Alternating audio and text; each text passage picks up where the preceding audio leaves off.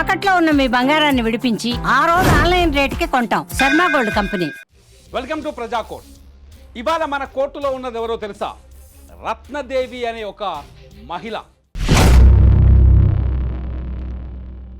Executive ఇంజనీర్గా పనిచేస్తున్న సూర్య ప్రతాప్ రాణా అనే వ్యక్తిని తన కూతుళ్లతో కలిసి అత్యంత దారుణంగా పాశవికంగా హత్య చేసిన ఒక నేరస్తురాలు. ఎందుకు రత్నదేవి ఆ ఎగ్జిక్యూటివ్ ఇంజనీర్ని కత్తితో పొడిచి చంపాల్సి వచ్చింది? ఎందుకు తన ఇద్దరు కూతుళ్ళు తల్లి చేసే ఈ హత్యకు సహకారం చేశారు? ఎందుకు ఇంత పెద్ద నేరం చేసి ఇవాళ జైలు పాలయ్యారు? ఒక్కసారి రత్నదేవి కథ తెలుసుకుంటే ఖచ్చితంగా మీ అందరూ కూడా షాక్ అవుతారు. ఎందుకంటే రత్నదేవి కథలో అత్యంత కీలకమైన తప్పటడుగు ఒకటి ఉంది. ఆ తప్పటడుగే వివాహేతర సంబంధం. ఎస్, రత్నదేవి భర్త చనిపోయాడు. భర్త చనిపోయేప్పటికే రత్నదేవికి ఇద్దరు ఎదిగిన కూతుళ్ళు ఉన్నారు. ఆ కూతుళ్ళిద్దరికీ ఈ ఎగ్జిక్యూటివ్ ఇంజనీర్ ఎవరైతే సూర్య ప్రతాప్ సింగ్ ఉన్నారో, ఆ ఎగ్జిక్యూటివ్ ఇంజనీర్ సూర్య ప్రతాప్ సింగ్ రత్నదేవి కూతుళ్ళిద్దరికీ ట్యూషన్ చెప్పేందుకు ప్రతిరోజు ఆమె ఇంటికి వచ్చేవాడు. వీళ్ళిద్దరి మధ్య పరిచయం పెరిగింది.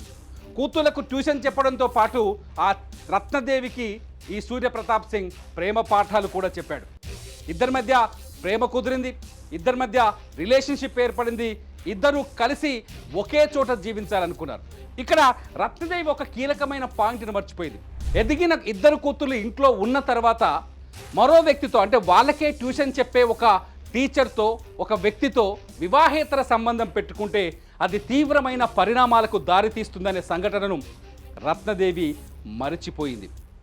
ఆమె చేసిన ఆ తప్పు ఎటువంటి పరిణామాలకు దారితీసిందో ఒకసారి తెలుసుకుంటే నిజంగా మైండ్ బ్లాక్ అవుతుంది.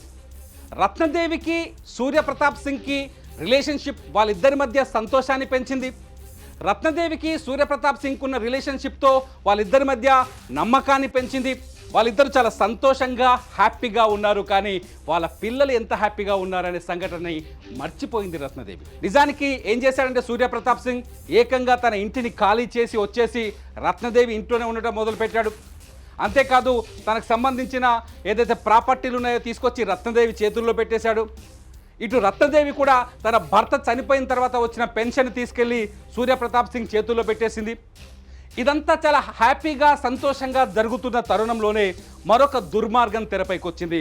ఆ దుర్మార్గమే సూర్యప్రతాప్ సింగ్లో ఉన్న కామరూపం.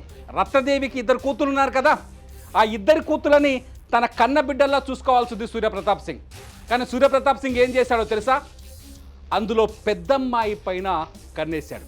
ఇద్దరు ఆడపిల్లలు. ఆ పెద్ద పాప వెళ్ళి అమ్మ నన్ను ఇతను తండ్రిలా చూడాల్సిన సూర్యప్రతాప్ సింగ్ నన్ను వేధిస్తున్నాడు, లైంగికంగా తనకి సహకరించాలంటున్నాడు, తను లైంగిక దాడి చేసే ప్రయత్నం చేస్తున్నాడు అని చెప్పుకునే ప్రయత్నం చేయలేకపోయింది. దీంతో సూర్యప్రతాప్ సింగ్ ఒక రాక్షసుడిలా మారిపోయాడు. ఇంట్లోనే ఆ పిల్లలిద్దరినీ ఉండేలా కఠినమైన నిబంధనలు తీసుకొచ్చాడు.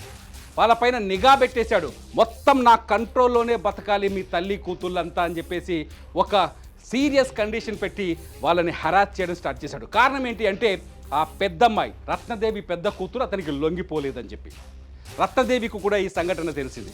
తెలిసిన తర్వాత రత్నదేవి అతన్ని వారించే ప్రయత్నం చేసింది, అతన్ని కంట్రోల్ చేసే ప్రయత్నం చేసింది, అతన్ని ఇంట్లోంచి బయటికి వెళ్ళిపోమని కూడా ఆమె ఒత్తిడి తెచ్చింది.